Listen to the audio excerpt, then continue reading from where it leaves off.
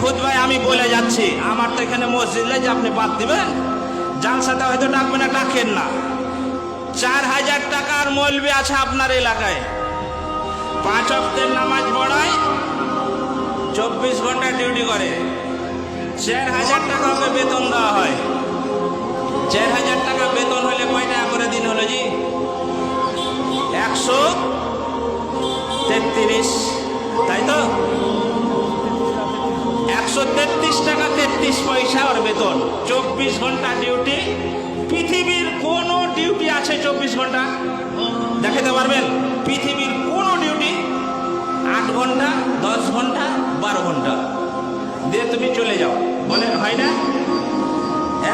একটাই ডিউটি হয় শুধু মৌলভী সাহেবের মসজিদে, 24 ঘন্টা ডিউটি। আমিও করি, আমিও একটা মসজিদে থাকি।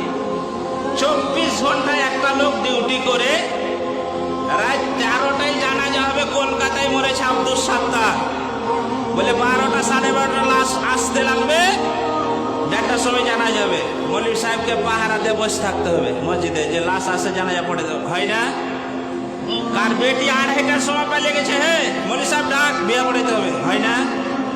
আর রাত 2:30টাও বিয়ে পড়াইতে হয় আমরা, হয় না জি? হয় না? কথা বলেন না, হয় না?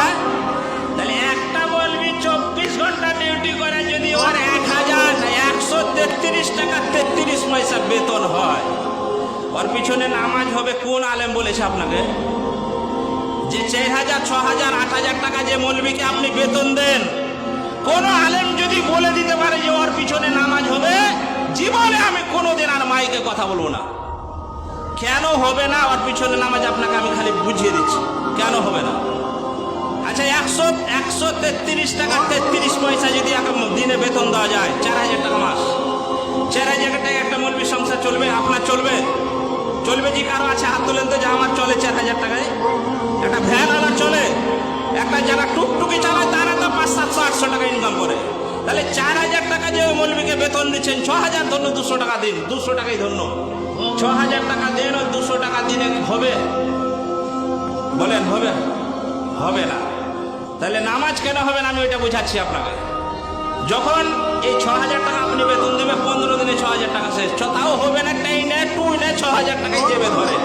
ওই যেগুলো পচা আলু লাস্টে বাজার 11:30টার সময় সবজি বাজার ঢুকতে হয় আমরাকে। মাছ যখন শেষে 12টার সময় যে পচা গেল মোটামুটি সস্তা দামে দিবে, ওই মাছ কিনে নিয়ে বাড়ি যেতে হয় আমাকে, আমরাকে নিয়ে যেতে হয়। কত হাজারো ইমামের কথা আপনাকে বলছি আমি, দিয়ে কোন রকম 6,000 টাকায় মনে করেন 15 দিন চললো, আর 15 দিন কে চালাবে? ইমাম দাঁড়িয়ে আল্লাহু আকবার, নামাজে ইমাম দাঁড়াচ্ছে, আপনি পিছনে নামাজে দাঁড়িয়েছেন।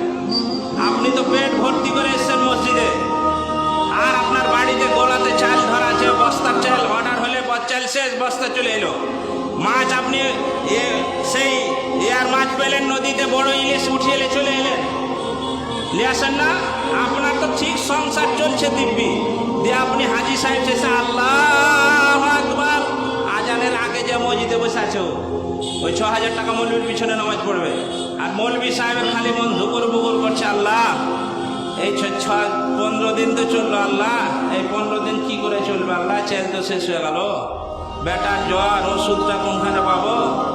আবার আমার স্ত্রী ফোন করে বললে ব্লাউজটা ছিঁড়ে গেছে।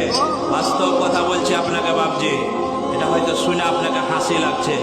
মৌলভী সাহেব ব্লাউজের কথা বললে, এটা বাস্তব কথা বলছি আপনাকে, আমি বাস্তব কথা বলছি। আপনার নামাজ হচ্ছে না, কারণ হলো ইমাম সাহেব যদি দাঁড়িয়ে ওর সংসারের চিন্তা করতে হয়, তাহলে তার আল্লাহর সঙ্গে কোনো কানেকশন হওয়ার কথা, তাহলে আপনার ইমামে কোনো আল্লাহর সঙ্গে কানেকশন নেই, আর ওর পিছনে নামাজ পড়ে আপনি জান্নাতে যাবেন বাপজি, আপনি মনে দেখেন জান্নাত ভুলে খাওয়াবে আপনাকে। ইমামই যদি ঠিক মতন আল্লাহর সঙ্গে কানেকশন না হয়, ওর সংসারের চিন্তা করতে যে আল্লাহকে কি ডাকবো, পেটে ক্ষুধা থাকলে আল্লাহ ডেকে কাজ আছে? 6,000 টাকা বেতন দিয়ে, আর ওর বেটা চাকরি পেয়েছে, বলি সাহেব আমার বেটা চাকরি পেয়েছে 62,000 টাকা বেতন, তাও আরো এখনো বাড়বে। ওই সব গল্প শুনেছে মৌলভী সাহেবকে, দোয়া করে দিন একটু, আমার লেগে একটু, আমার ছেলের লেগে দোয়া করে দিন। ওই মৌলভী সাহেবের নামে দোয়া করতে এসছে। হাজারো ইমামের কথা আপনাকে বলছি, এই ফারাক্কা ব্লকে হাজারো ইমাম কুরবানির দিনে কুরবানি দিতে পারে না। দেখেছেন কোনোদিন?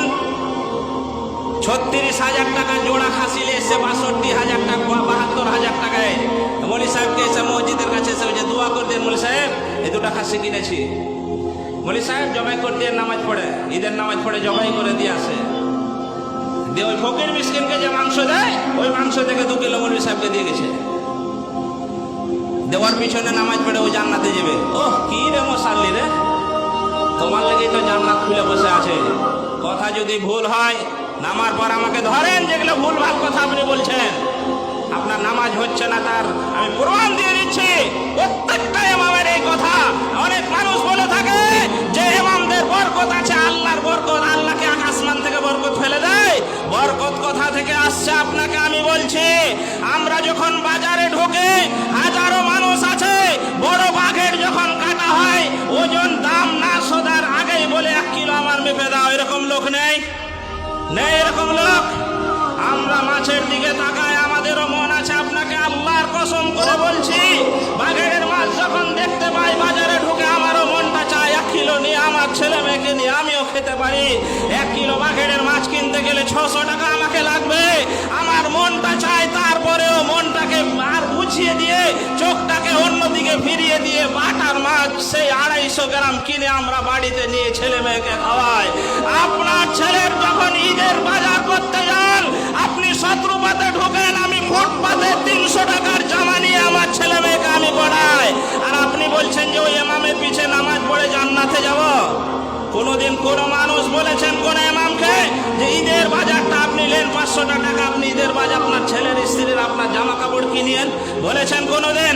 একটা মাস রমজান মাসে 30টা দিন তারাবি পড়ায়, একদিন আপনি বাড়ি যেতে দেন না। প্রতিদিন আপনার ছেলে মেয়েকে বুকে করে নিয়ে আপনি ঘুমান, ফজরের সময় সেহরি খাওয়ার সময় আপনার ছেলে মেয়েকে তুলে নিয়ে আপনি খাওয়ান। আর একটা ইমাম সাহেব মসজিদে ওই কাঠে এই কবরের সমান জায়গাতে মৌলবীকে রেখেছেন, ওই চোখের ওপরে একা একা 2টো ডাল ভাত হয়তো দিয়ে এসেছে। অনেক দিন মসজিদে আজান হয়ে যায়, ভাত আসেনি। তার প্রমাণ আপনি কত নেবেন বলেন? ভাত আসেনি, সেহরি যে খাবে আর ভাতই আসেনি। নেই এরকম?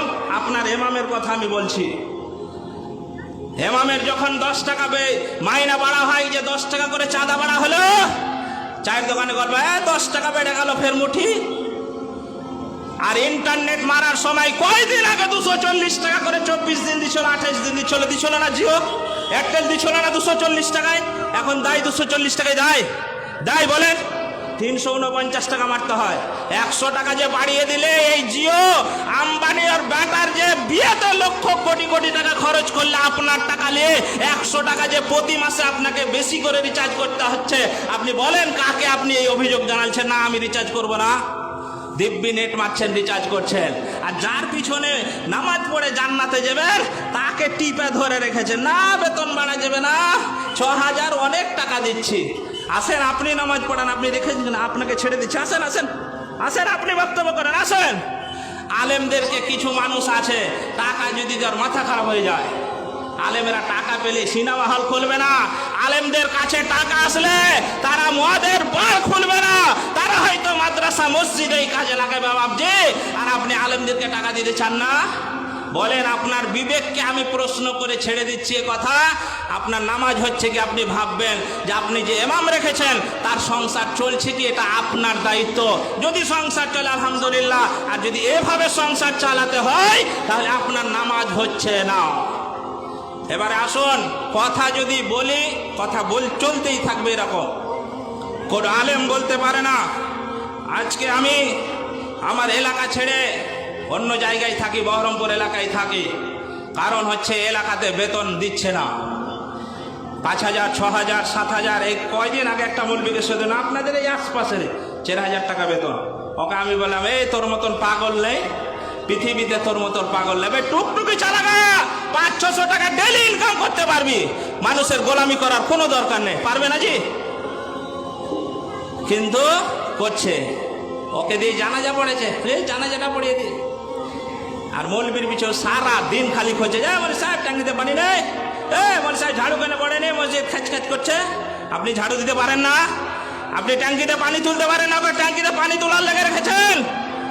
আরো আর পিছনে নামাজ পড়ে জান্নাতে যাবে বলি জানাজাটা পড়িয়ে দিও। আমি তো বলেছি হাজারো জায়গায় আমি বলে দিই, আমার মসজিদ আমি বলেছি কোন মানুষ যদি আমার পিছনে লাগেন এই খ্যাচি করেন তাহলে একটাই মার জানাজায় দাঁড়াবো আল্লাহু আকবার, একটা দোয়া পড়বো না, শুধু বলবো আল্লাহ তুই ফাটা বাটা, সারা জীবন আমাকে জ্বালালছে আল্লাহ, তুই একটা দোয়া পড়বো না, লে তুই লে বোঝে কবরে যা, তোমার তুই যা। দোয়া পড়বেই, আপনি পড়বেন। সারা জীবন যদি আপনাকে কেউ জ্বালায় আর ওর জানাজা যদি আপনাকে পড়াইতে দেয়, আপনাকে দেয়, আপনি ওর নামে দোয়া পড়বেন। আমি আলেমদেরকে বলে দেয় একটা দোয়া পড়বেন না, প্রথমে বলে দেবেন যে আস্তে আস্তে দোয়া হবে। জোরে তো দরকার নেই, আস্তেটাই উত্তম। জোরেও পড়া যায় কিন্তু আস্তেটা উত্তম, আস্তে আস্তে হবে। আল্লাহু আকবার বলে চুপ করে দাঁড়িয়ে থাকবেন আর মনে মনে পড়বেন আল্লাহ এ ফেরেশতাকে দিয়ে আকাশ মনের ডাল দিয়ে পিটাও, আল্লাহ এ যতদিন মসজিদে ছিল আমাকে জ্বালাচ্ছে, খবরদার জ্বালায়েন না। এ দোয়া পড়ে হাজারো মৌলবি পড়ে যায়, আপনি তো বুঝতে পারবেন না, আমি বললে আপনি বুঝতে পারবেন না। ওই জন্য বড় দোয়া নেবেন না, মৌলবির পিছে লাগিয়েন না। পারলে ওকে 100টা টাকা আপনি দিবেন, আপনার কমে যাবে। জি বেতন যা দিচ্ছেন 100টা টাকা আপনি দিতে পারবেন না? পারবেন। এই মসজিদ আপনারা করেছেন, নতুন মসজিদ 1 বছরের মধ্যে আলহামদুলিল্লাহ খুব ভালো মসজিদ করেছে। এখানে বেশি লোক নয় কিন্তু আশপাশ